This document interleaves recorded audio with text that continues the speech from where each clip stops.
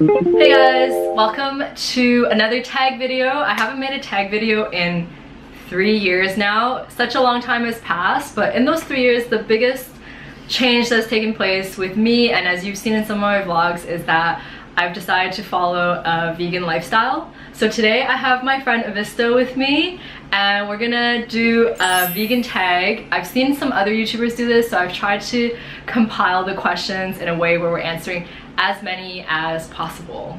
Ready? Yeah, let's go. Let's go. The first question, I'm just like looking over at my screen, is when and why did you become vegan? So I became vegan officially as of May 2016. So that's last year for me. I had been thinking about it for I think a total of 2 years before that, but I think I slowly transitioned by cutting out certain products from my life slowly, such as milk, and then I eventually moved on to meat, eggs, etc.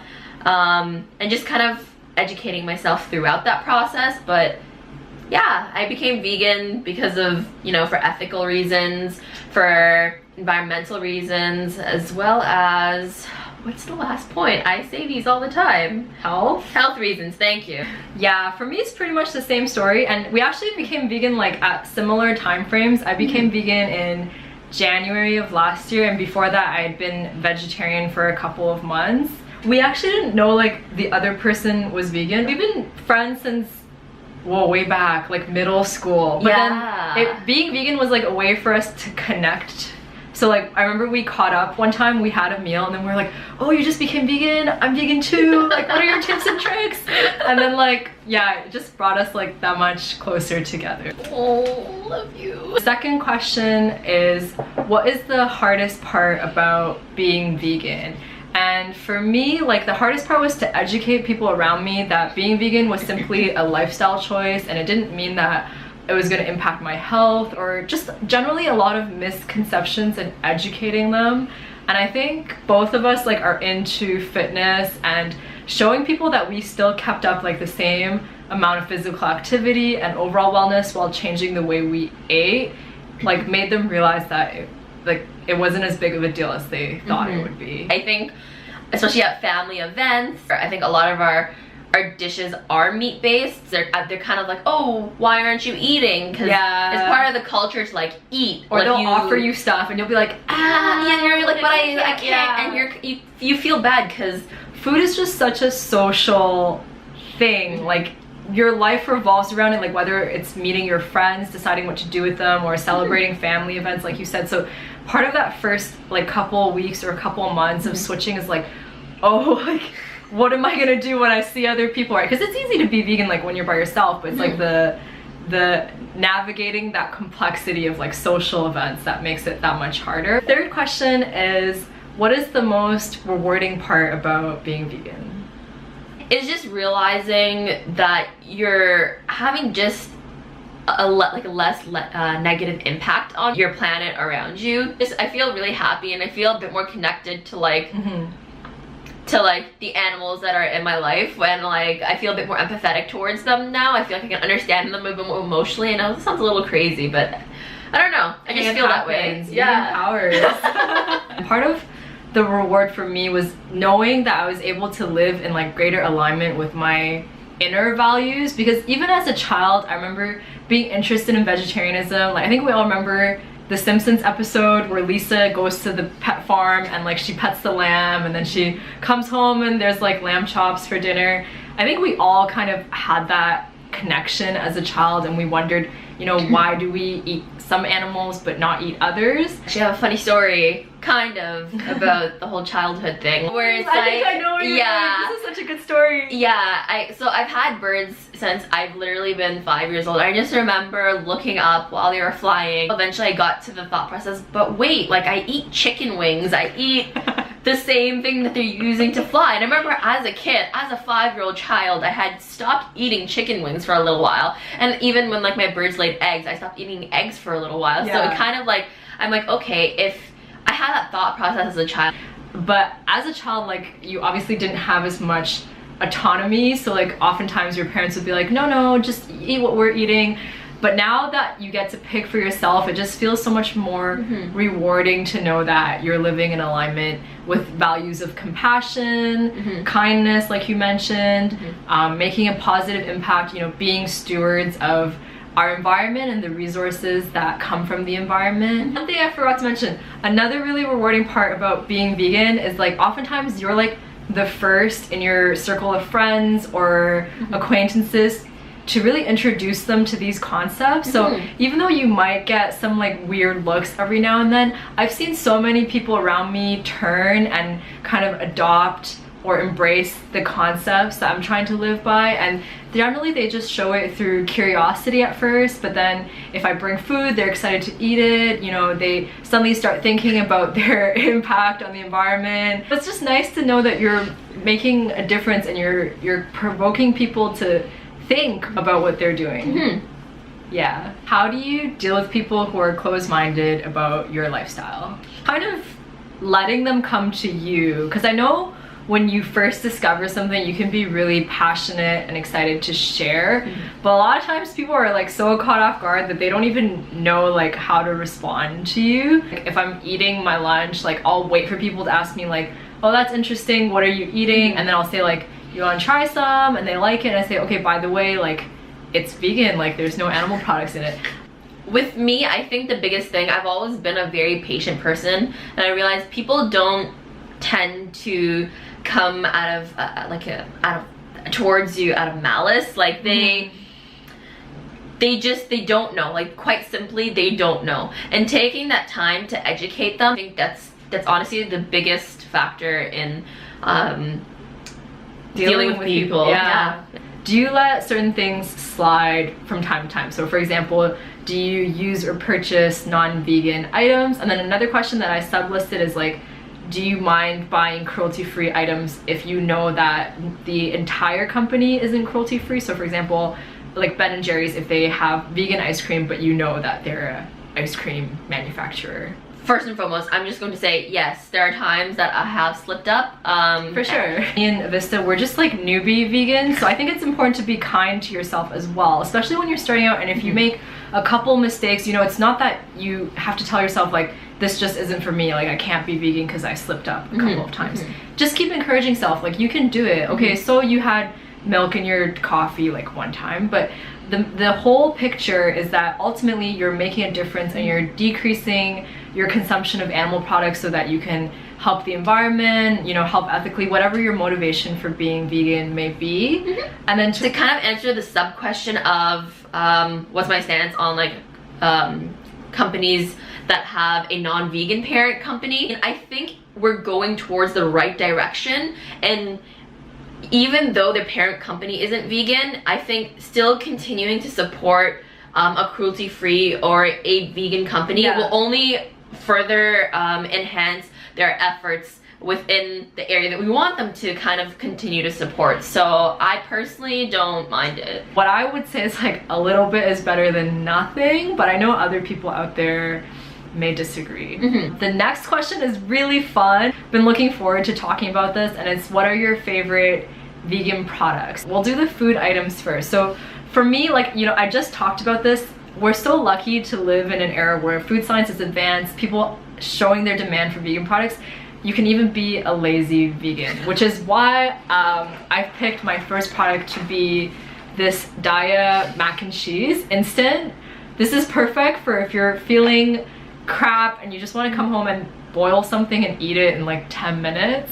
The cheese sauce is already prepared, and what I do usually to make it healthier is just steam some like frozen peas or like frozen broccoli, whatever, so you can get mac and peas, mac and trees. Like as I mentioned before, like we both work out quite consistently, and it's pretty important for us to get a vegan source of protein. And even though we do consistently eat tofu, you know, quinoa, beans and stuff, it's always good to have an additional supplement on top of what you eat. And I've tried at least 4 other protein powders before this, and by far this is the best. It's the least grittiest. It's not super duper sweet. I really hate protein powders that are super sweet. They just taste like dessert. Yeah. And this one's the dark chocolate flavor. So this is actually from a line called Pharma Freak, but this is their vegan freak Yeah. Really good. Okay, so next up we have every girl's favorite beauty. I have 2 beauty items and then I'll let Avista speak about hers. The first one I have here is this citrus shampoo by Carina Organics, and they're actually a Canadian company based in British Columbia. This one smells amazing. There's hints of pineapple in it. Ooh, that smells really good. Honestly, I can just smell this for days. The thing to know about vegan shampoo is a lot of times it doesn't create like as much lather as it would with like a regular store-bought shampoo. So just be mindful of that when you're using it. Like, you don't need to worry that it's not doing what it's supposed to do by cleaning your hair. Your hair will come out fantastic and clean. You just have to use maybe like a little bit more product, but overall I really love this. Yeah, I have a skincare item as well. It's the Andalou Coconut Water Visibly Firm Day Cream, and I just started to try this out. This one I particularly like because of the coconut. Do you smell that? Oh yeah, that smells so good. It smells like coconut dessert. Yeah, it's really good. I've been looking for alternative to day cream because I really like that this one, like when you put it on, it kind of settles into your skin nicely. Like, it doesn't leave it feeling like there's a heavy feeling of having moisturizer on. It's very like refreshing. It's had good results for me so far. Okay, so I'm gonna show my 2 favorite Lush products actually. Firstly, I've always had problematic skin. I've always had breakouts of our lives. No, seriously, it's so annoying. I went into Lush and they actually recommended this face scrub called Angels on Bare Skin. It has like bits of almond and lavender that like really exfoliate your skin, but it's gentle enough to be used as a daily scrub. I don't use it as a daily scrub, but it's honestly, it really brightens my skin and it evens my skin tone, which I have a lot of acne scars, so it's really helpful. Yeah. And I have really large pores too, so it's really important to wow, we have like the same skin type. I know, you're like, huh. Yeah, I was like, I should try this. The second thing that actually happened there is a moisturizer called Skin Drink. It's a mixture of a bunch of different oils. It's super hydrating. The way it sets into your skin, it's so nice, and you can feel like there's like a barrier on your skin kind of protecting you from, like, I don't know, if you live in Canada like us, like from like the harsh winter winds, or like winter is a real issue. Yeah, seriously. So I've been a big fan. This is probably my 4th one I've actually gone through. So I use this a lot. It's great. Coming down to the last question that I've picked for this tag video, and it's, who are your vegan goals? So I've kind of used this question to summarize a couple of things, which is who inspire you to become vegan, you know, what YouTubers or personalities out there that you enjoy. For both of us, like, consuming media and like following other people was like one of the biggest ways that we got curious about vegan lifestyle to begin with. For me, like, the first channel I started with on YouTube used to be called Cam on Fruit, but now it's called Cam and Nina, I think, and they're like an Australian couple who live on the Gold Coast, and they just have really nice quality videos that they showcase about their life, the food that they ate, exploring nature, and it was just such like an appealing lifestyle to me that I remember just thinking like, wow, like I really want to live that way, like without even thinking about them being vegans to begin with. And then you mentioned something about Tumblr. Yeah, I think before I even started following like vegan YouTubers, it primarily began on Tumblr because I love looking at vegan like recipe blogs. Like, I think even before I was vegan, I was so interested in vegan food and the substitutions that they had, because I'm like, this is so much healthier and so much better for you than normal food was. And then I think through that I started getting recommendations for like actual like animal advocacy blogs, and there was one specifically that was called Be Their Sound, who was like, I think a lot of her posts where she kind of called out people in a really polite and a really scientific and a really great way. She would call out people for kind of their biases or whatever. I think that's kind of where it began, and then I came onto YouTube eventually, started getting some recommendations on the side. Eventually, at this moment in time, there's 2 vegan YouTubers, actually 3 vegan YouTubers that I really love. The first is Hot for Food. Actually, Lauren Toyota, she used to be on Much Music. Yeah, woo-hoo. So I'm like, that's great. I didn't even know she was vegan. She makes really great recipes. The second is Cheap Lazy Vegan, who's actually also Canadian. And the last one is, I think it's Mick the Vegan, I don't know, it's M-I-C the Vegan. He's very, very informative in each of his videos. He takes questions and he kind of breaks them down and cites scientific studies that back up his viewpoints. And coming from a psych background, like, I have an obsession with citing sources, and I really, really like the fact that he looks at all these different studies. So I think those are it's a combination of vegan goals slash like a lot of online people that kind of help my journey, and they definitely will continue to help my journey. Yeah, just to round it off, I do have some other people I wanted to give mention to because I think they create absolutely killer content.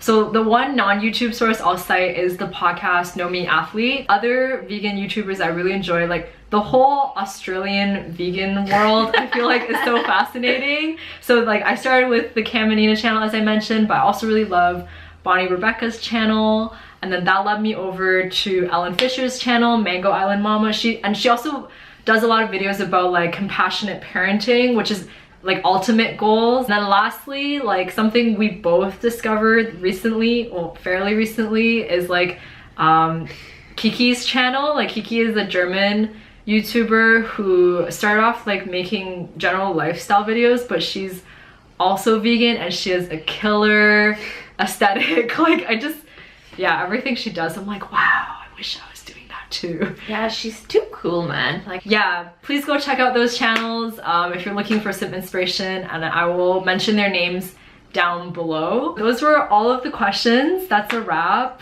Thanks so much for doing this tag with me. Thanks for having me. Yeah, it was great. So hopefully there'll be more actual vegan content on my channel soon. Avista and I actually cooked lunch together today and it was really delicious. So let me know if you're interested in videos of that sort. I try not to tout my veganism too much through my usual vlogging, but I wanted to have a proper way to introduce it to this channel. So I feel like the video today really was able to help me achieve that. So I really look forward to seeing you guys in the next video, and I hope you have a great day, week, and yeah, go vegan. Bye.